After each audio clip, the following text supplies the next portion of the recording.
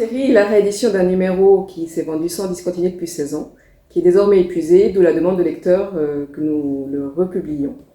C'est dire sa pertinence. C'est un hors-série qui est encore lu par des accompagnateurs ou par toute personne en situation d'écoute, ou même par des croyants qui cherchent à faire le clair sur eux-mêmes.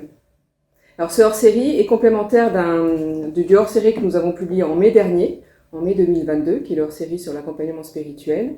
Et donc ces deux numéros sont complémentaires et très utiles dans une bibliothèque. C'est un fonds de bibliothèque.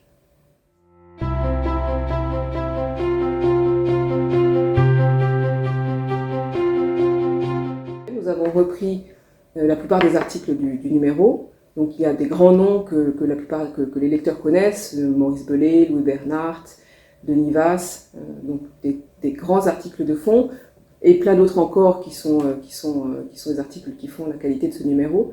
Mais nous avons aussi adjoint des articles nouveaux que nous avons commandés pour le hors-série, qui traitent de questions peut-être qu'on ne se posait pas de la même façon qu'on ne se posait pas il y a 16 ans, notamment les questions du genre, ou alors des questions de la distinction entre la vie spirituelle et la vie psychologique. Nous avons un article qui décrit de façon un peu plus technique la distinction entre la désolation et la dépression. Voilà, donc tous ces articles viennent augmenter ce numéro pour une réédition qui sera très utile à nos lecteurs.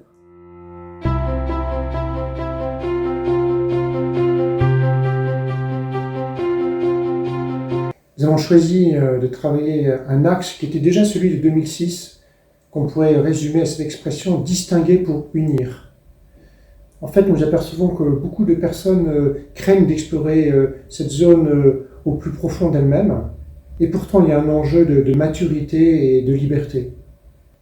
Côté spirituel, l'enjeu, c'est évidemment de pouvoir mieux discerner, de mieux entendre l'Esprit de Dieu qui s'ouvre au fond de nous-mêmes pour grandir, pour se décider, pour orienter nos pas. Et côté psychologique, l'enjeu, il est certainement de gagner en plus grande sérénité à l'égard de nos tiraillements et incohérences intérieures, voire nos pulsions et nos fantasmes. Dieu peut nous aider, et de nombreux moyens humains également peuvent nous aider à unifier ces deux dimensions au fond de nous-mêmes. Cette unification, elle est évidemment un atout pour notre vie spirituelle. Mais nous pouvons aussi penser aux accompagnateurs spirituels, à tous ceux qui ont pour profession, pour mission d'aider autrui.